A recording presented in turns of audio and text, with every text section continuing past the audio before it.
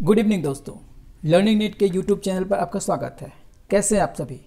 उम्मीद है सब अच्छे होंगे, पढ़ाई लिखाई भी अच्छे तरीके से चल रही होगी। तो जब तक पर्यावरण का चैप्टर स्टार्ट नहीं हो रहा था, यानी कि कल से हम लोग स्टार्ट करने वाले हैं उसको 7 तारीख से ही। टाइमिंग आपको बताई जाएगी टेलीग्राम पे, ठीक है। तो जब तक हम लोग स्टार्ट नहीं करते, हम लोग विविध पढ़ रहे थे और विविध में आज आपका लास्ट क्लास होगा, ठीक है। और कल से हम लोग अपना जो रेगुलर हम लोग का सिलेबस होगा उसको हम लोग फॉलो करते हुए आगे बढ़ेंगे, सारे सब्जेक्ट के इंक्लूडिंग आपका इन्वॉल्वमेंट, ठीक है। चलिए, तो फिर हम आज देखते हैं ज़रा एनसीईआरटी ईवीएस से ही, एनसीईआरटी से ही देखते हैं हम लोग ईवीएस का। तो बात करते हैं सुनीता विलियम्स के बारे में, सुनीता विलियम्स के बारे में, ठीक है। तो इनका जब जन्म हुआ था वो हुआ था 19 सितंबर 1965 को यूक्लिड में, ठीक है। जिनको नागरिकता मिली है, नागरिकता इनकी जो मिली है वो मिली है यूएसए से, ठीक। यूएसए से इनको मिला है नागरिकता, ठीक है। इनको नासा ने इनको अंतरिक्ष में भेजा हुआ था 1998 में, जहां इन्होंने 321 दिन 17 घंटे 321 दिन डेज 17 आवर्स एंड 15 मिनट बिताया इन्होंने, ठीक है। इन्होंने जो मिशन अंतरिक्ष पे जाने का बनाया है, मिशन जिसमें इन्होंने पार्टिसिपेट किया है, वो है STS 116, STS 117, अभियान 14, अभियान 15, ठीक है। और भी 118 भी है STS, इन्हीं का मिशन है, ठीक है। चलिए बात करते हैं उन्होंने कहा क्या है। तो उन्होंने बताया है कि अंतरिक्ष में कोई भी चीज़ एक जगह टिक कर नहीं रह सकती, ठीक है। हम बैठ नहीं सकते, कह दें अगर बैठ जाए वहाँ पे तो हम बैठ नहीं सकते। वहाँ हम जैसे लगता है तैरते रहते हैं, ठीक है। अगर आप पानी पीने जाएंगे, अगर मुंह से आप पानी पिएंगे, अगर बोतल से उठा कर पीते हैं तो होगा क्या कि जो पानी होता है, पानी वो बुलबुले की तरह उड़ने लगेगा, पानी आपका, ठीक है। जो खाना लोग खाते हैं ना, वो बहुत मुश्किल से खाते हैं खाना वहाँ पे, तो खाना भी तैरने लगता है, ठीक है। अंतरिक्ष में जो बाल होते हैं ना आपके बाल, वो हमेशा खड़े रहते हैं, वो हमेशा आपके बाल जो होते हैं वो खड़े रहते हैं, ठीक है। जब सुनीता 5 साल की थी वो, तो जो नील आर्मस्ट्रांग हैं उनसे वो बहुत प्रभावित हुई थी, ठीक है। और आपको पता ही होगा कि 1969 में ये गए थे, 1970 के लगभग में गए थे अंतरिक्ष में। सुनीता विलियम्स भारतीय मूल की दूसरी महिला थी जो कि अंतरिक्ष पे गई हुई थी। पहला कौन था? कल्पना चावला, ठीक है। चलिए आगे जरा बढ़ते हैं।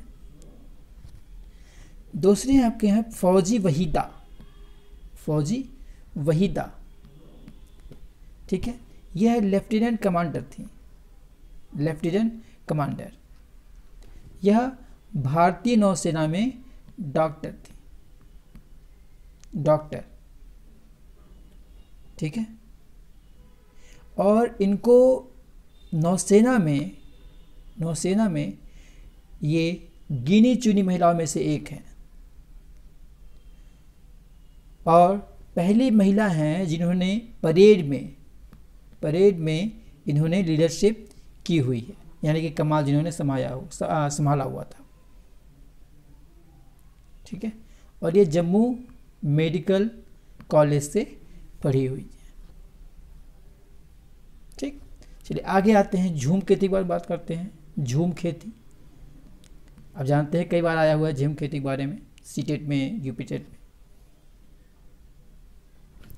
होता क्या है कि जब एक फसल काटने के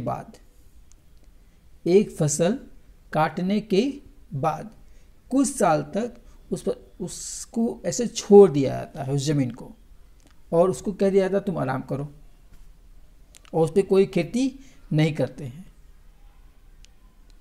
ठीक है, अब इससे होगा क्या कि इससे बहुत सारे खरपतवार होते हैं वो उगाते हैं, तो उन्हें ये उखाड़ते भी नहीं हैं,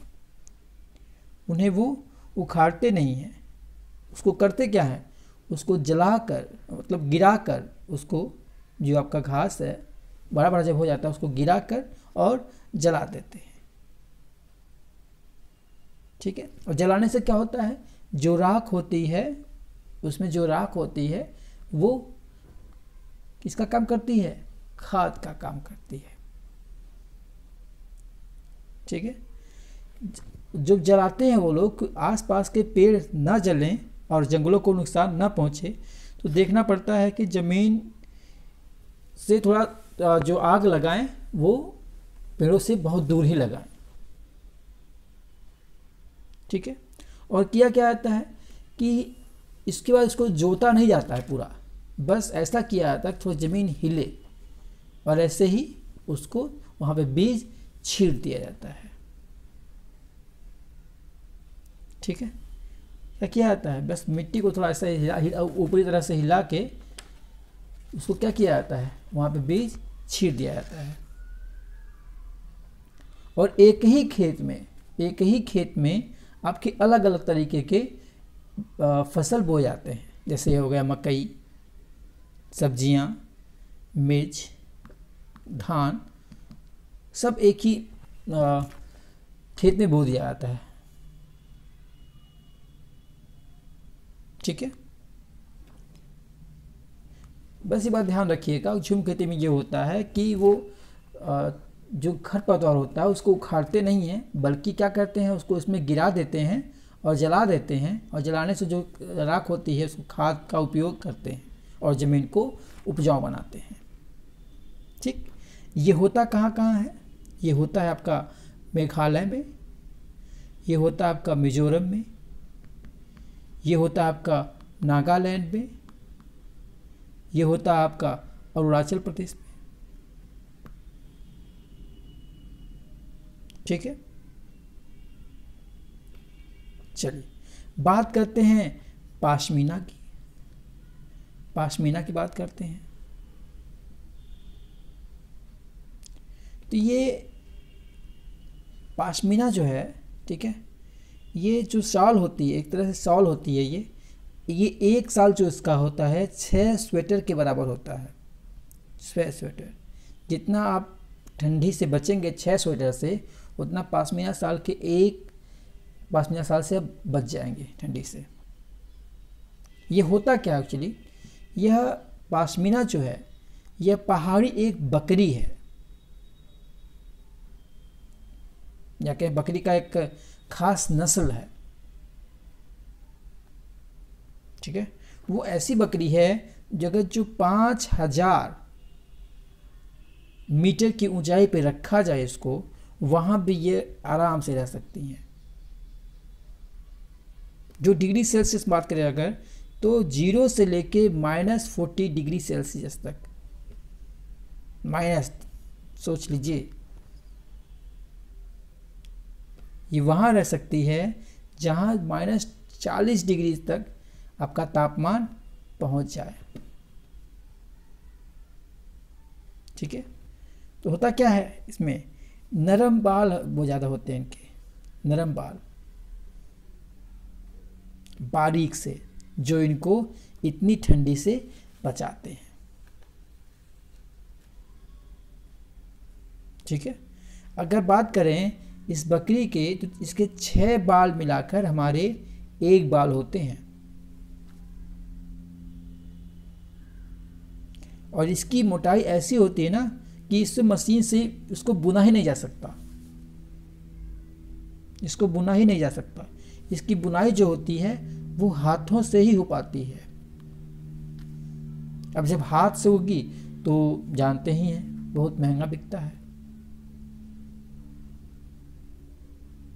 ठीक है, 1 साल बनाने में इनको 250 घंटे लगते हैं। 250 घंटे 1 साल बनाने में,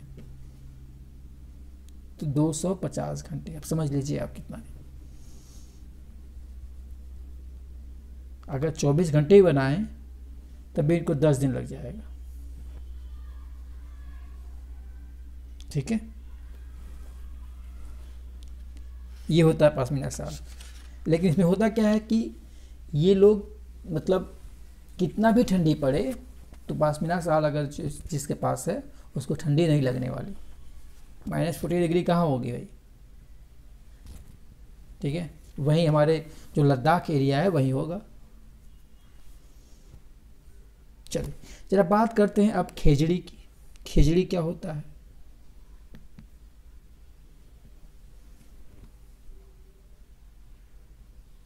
क्या होता है खिचड़ी?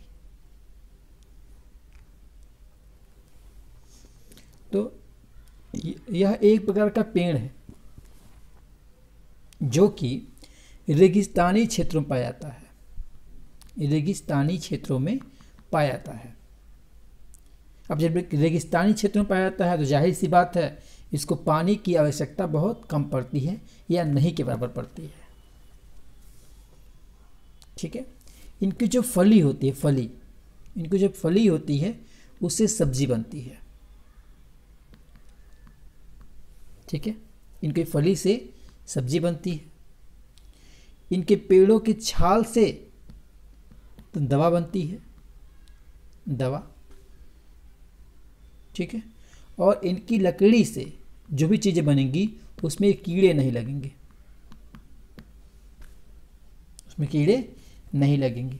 और साथ ही साथ ये छायादार भी होती है।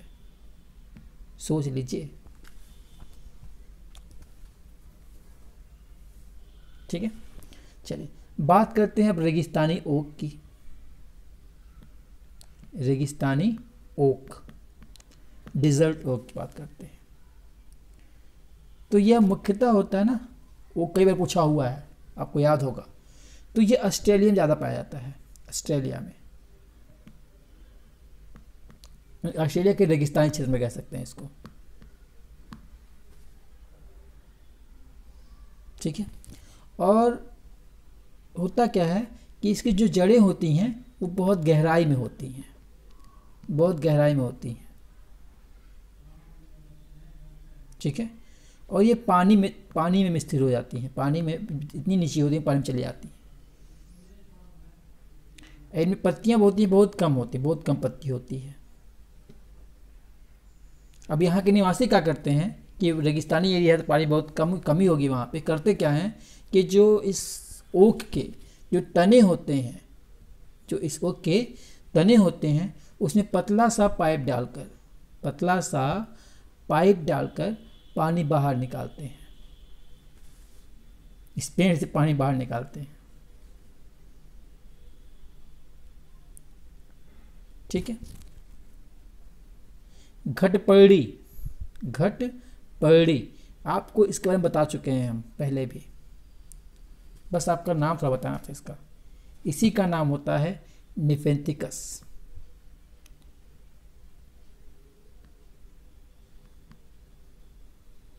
निफेंथिकस ये वही पौधा है जो कीड़े मकोड़े, मेढकों, चूहों आदि को, छोटे छोटे जीव जो होते हैं उनको खा जाता है। इसलिए इसे कीट भक्षी पौधा कहते हैं। बताए थे ना कि ये एक तरह से कह सकते हैं घड़ानुमा होता है, ऐसे घड़ानुमा होता है और ऊपर इसकी पत्ती लगी होती है। अब इसमें से क्या, घड़े से सुगंध निकलती है। ठीक है, इससे सुगंध निकलती है। जो कीड़े मकोड़े होते हैं वो खींचे चले जाते हैं। अब ये चलते चलते इसमें चले जाते हैं अंदर जाते ही क्या होता है, ये जो पत्ती होती है, पत्ती ये बंद हो जाती है। अब जब बंद हो जाती है तो ये बाहर नहीं निकल पाते हैं। ठीक है, ये कहाँ कहाँ पाई जाती है? तो यह इंडोनेशिया, ऑस्ट्रेलिया और भारत के मेघालय क्षेत्र में पाए जाते हैं। ठीक है, चलिए बात करते हैं केला की। आप तो केला जानते ही होंगे, केला खाए भी होंगे। तो केला जो होता है ना, एक प्रकार का पौधा है। कैसा पौधा? शाक पौधा बोलते हैं इसको, जिसका जो तना होता है बहुत कमजोर होता है। ठीक है, और हरा भी होता है। कमजोर वही होंगे ना जो हरे होंगे, जो भूरे नहीं हो पाएंगे वो कमजोर हो जाते हैं। और इसके जो केले के फूल होते हैं और जो फल होते हैं दोनों खाए जाते हैं। ध्यान रखिएगा इस चीज़ को, चीज़ें पूछी हुई हैं इसलिए बता रहे हैं आपको विविध में। ठीक है, तो आज के लिए विविध में इतना ही रखते हैं और कल से हम अपना रेगुलर क्लास शुरू करेंगे। ठीक है, यूपीटीईटी के लिए पर्यावरण का अलग भाग चलेगा और सीटीईटी के लिए पर्यावरण का अलग भाग चलेगा, क्योंकि थोड़ा सा डिफरेंसेस दोनों में है। ठीक है, बाकी क्लासेस भी आपको बताई जाएंगी। तो आज के लिए बस इतना ही, धन्यवाद।